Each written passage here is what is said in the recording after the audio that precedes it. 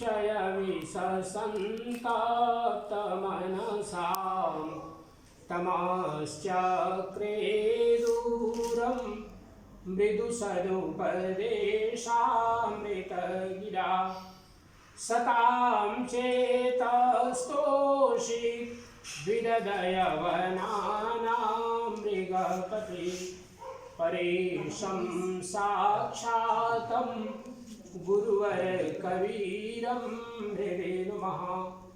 यो ब्रह्माणं विदधाति पूर्वं यो वै वेदांश्च प्रणिनोति तस्मै तमहदेवमात्मबुद्धिप्रकाशं मुमुक्षुर्वै शरणमहं प्रपद्ये मुमुक्षुर्वै शरणमहं प्रपद्ये। प्रेम से बोलिए सद्गुरु कबीर साहेब की। सत्य पुरुष परमात्मा हम सबके हृदय में विराजमान सद्गुरु कबीर साहेब, परमादरणीय महंत श्री अभिलख साहेब, परमादरणीय महंत श्री मोचिया साहेब, परमादरणीय साध्वी बहनें, सभी भक्त हंसजन, देवी और सज्जनों, प्यारे बच्चों, परम पावन अवसर आज हम सब लोग श्री सद्गुरु कबीर धन धर्मदास अभिलख कुंज में उपस्थित हैं और उपस्थित होने का लक्ष्य है परम श्रद्धेया माता जी सत्यलोक वासिनी लीलावती देवी अभिलख ना यही नाम, उनका इस वर्ष 11 वर्ष हो रहे हैं। आज उनकी पुण्यतिथि है और साथ ही साथ श्रीमती करुणा सोना जी का जन्मदिन है जो उनकी बेटी है। आप सभी भक्तहंसजन यहाँ पर उपस्थित हैं और बहुत सुंदर ढंग से संध्या पाठ, उसके बाद भजनों के बहनों के माध्यम से सुंदर भजन गाए। हमारे आदरणीय महंत साहब जी ने भजन गाया। सद्गुरु कबीर साहब के इस परंपरा में हम सब लोग हैं और इन भजनों के माध्यम से सद्गुरु कबीर साहब ने कितने सुंदर हम सब लोगों के लिए उपदेश दिया। भजन और भक्ति ये दोनों आपस में भाई और बहन हैं। भक्ति बहन है और भजन जो है उसका भाई है, क्योंकि दोनों के बिना कोई कहे कि केवल हम भक्ति करेंगे अधूरा है और कोई कहे केवल हम भजन करेंगे वह भी अधूरा है। दोनों की आवश्यकता होती है। क्यों? दोनों में भज, ये जो संस्कृत शब्द है भज धातु है, क्योंकि जितने भी हम हिंदी में जो नाम आप लोग घरों में नाम रखते हैं, बच्चों के नाम रखते हैं, जितने भी हम सब लोग उपयोग करते हैं शब्द, उन सब में कोई न कोई धातु है। धातु का अर्थ होता है क्रिया, वर्ब इन इंग्लिश। वर्ब के बिना कोई भी शब्द की उत्पत्ति नहीं होती। तो भज सेवा भक्ति में भज सेवा के साथ 3 प्रत्यय लग जाता है और भजन में भज है, इसमें अन प्रत्यय है। तो दोनों में ही भज अर्थात सेवा, भज सेवायाम ये धातु है, वर्ब है। भज का अर्थ होता है सेवा करना। तो हम सेवा किसकी करें? सद्गुरु कबीर साहब ने भजनों के माध्यम से यही बतलाया। अभी जो सुंदर भजन गाया कि साधो जो ढूंढे वही पाए। क्यों सद्गुरु कबीर साहब ने इस बात को कहा? जेहि खोजत कल्पो गए घटहि माहि सुमूढ़, जेहि खोजत कल्पो गए घटहि माहि सुमूढ़, बाढ़ी गर्भ गुमानते ताते परिगौ दूर। प्रेम से बोलिए सद्गुरु कबीर साहेब की। सद्गुरु कबीर साहब अपनी वाणी के माध्यम से कितना सुंदर, केवल 2 पंक्ति में बड़ी बात कही उन्होंने। क्या कहते हैं? जेहि खोजत कल्पो गए, बिलियंस ऑफ बिलियंस ईयर्स, पता नहीं कितने जन्मों जन्मों से यात्रा हमारी चल रही है। धीरे धर्मदास साहब ने जब गुरु दीक्षा लिया तो साहब से क्या प्रार्थना किया कि हे सद्गुरुदेव, जन्म जन्म के सोवल मनवा दे सत शब्द जगा दीजिए। क्यों सद्गुरु कबीर साहब से धीरे धर्मदास साहब प्रार्थना करते हैं? क्योंकि सद्गुरु कबीर साहब की कृपा से धीरे धर्मदास साहब को अपने पिछले जन्मों की स्मृति आती है। क्योंकि हम सब लोग नहीं जानते, हम लोग सामान्य मनुष्य हैं, हम सब लोग नहीं जानते कि हमारा पिछला जन्म क्या था। केवल इतना जानते हैं कि 84 लाख योनियों को पार करके हम लोगों ने मनुष्य जन्म प्राप्त किया है। लेकिन ये नहीं मालूम कितने कितने जन्मों से ये यात्रा, मनुष्य की यात्रा चल रही, कितने बार हमने मनुष्य का जीवन प्राप्त किया, ये अननोन है, जिसके बारे में हम सब लोग नहीं जानते हैं। लेकिन सदगुरु की कृपा से धनी धर्मदास साहब को यह ज्ञात हुआ कि कितने जन्मों से इस सत शब्द की उन्होंने यात्रा खोज की है, और इसलिए साहब कहते हैं कि हे सदगुरुदेव, मैं जन्मों जन्मों से खोज रहा हूँ सत शब्द को, और कृपा करके आप उस सत शब्द को बता दीजिए।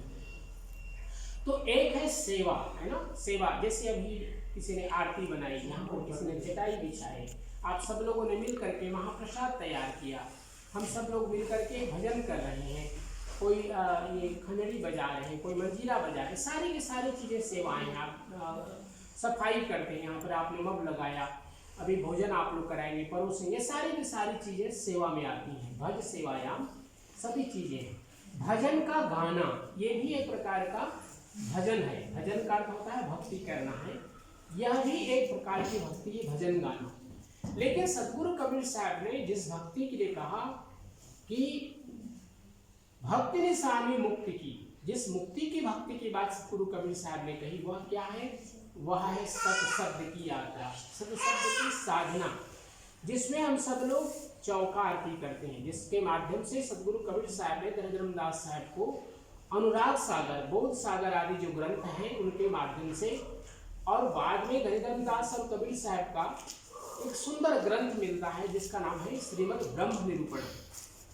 पहले वो हिंदी में था, हिंदी से किसी हमारे महापुरुष ने उसको कुछ अर्ध संस्कृत में किया, बाद में सत्यलोकवासी प्रकाश परिणाम साहब करके करके के उन्होंने शुद्ध संस्कृत में किया, तो वो संस्कृत के बड़े प्रकांड विद्वान थे, उन्होंने शुद्ध संस्कृत में कर दिया, जिसमें 374 श्लोक है उसमें।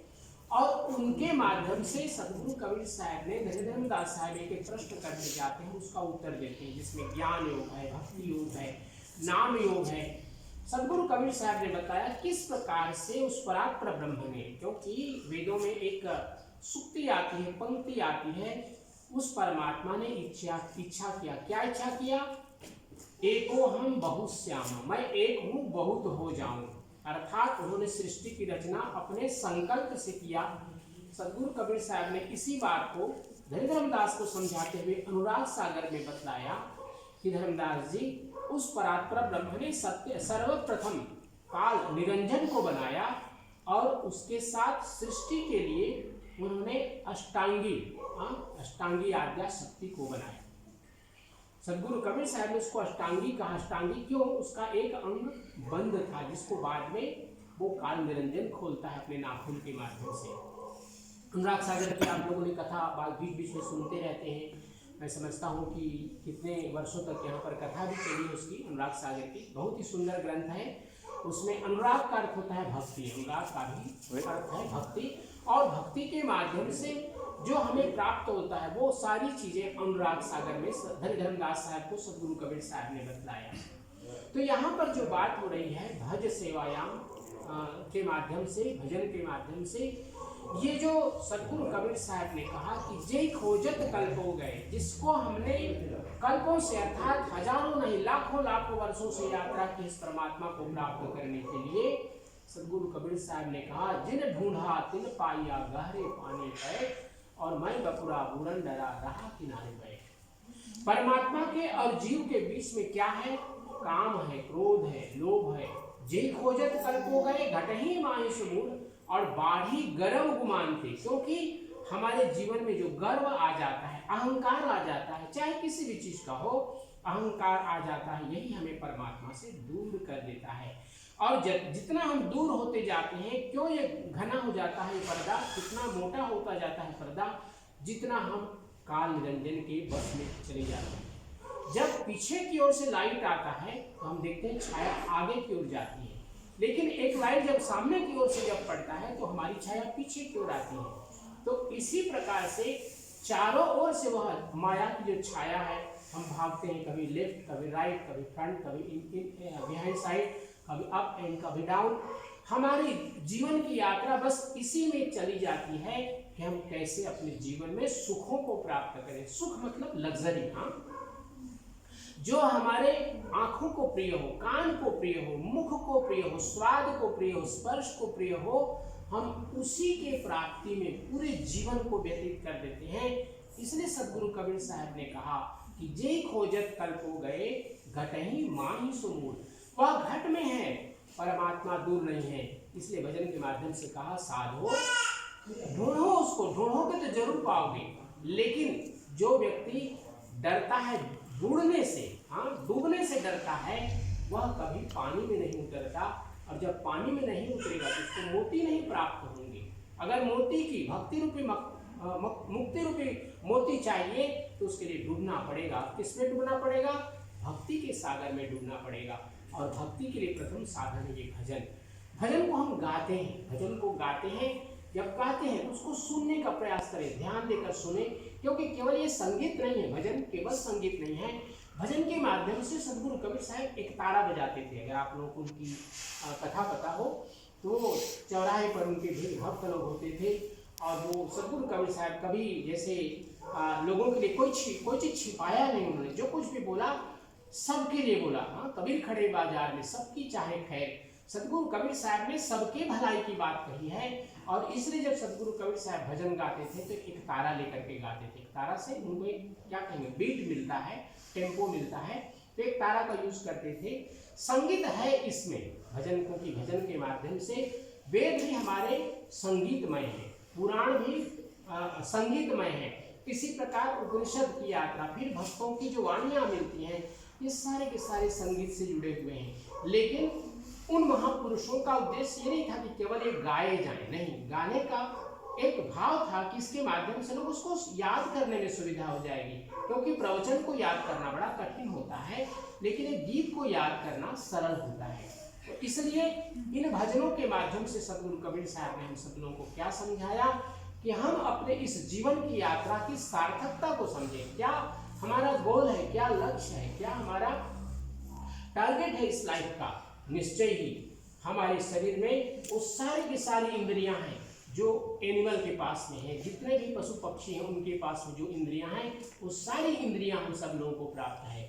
लेकिन मनुष्य को एक सुविधा दिया कि हम उसमें समझें कि इन जितने भी हमारे अंग हैं उनका हम कैसे सदुपयोग करें। सदुपयोग किस अर्थ में करें? यह नहीं कि हम दूसरों के लिए पलाव करें, दूसरों के लिए षड्यंत्र करें, दूसरों के लिए परेशानी पैदा करें, दूसरों के लिए हार्डिल लगाएं कि वो आदमी चले और गिर जाए। तो ये हमारा जीवन का लक्ष्य नहीं है। मनुष्य का जीवन का लक्ष्य यही है कि हम अपने जीवन में दूसरों का उपकार करते हुए परोपकार पुण्याय पापाय परिपीडनम। शास्त्रकारों ने कहा कि जो महर्षि व्यास ने 18 पुराण, 18 पुराणेषु, 18 पुराणों में बनाए, 18 पुराणेषु व्यासस्य वचनद्वयम्, क्या दो ही उनके वचन है, परोपकार पुण्याय पापाय परिपीडनम।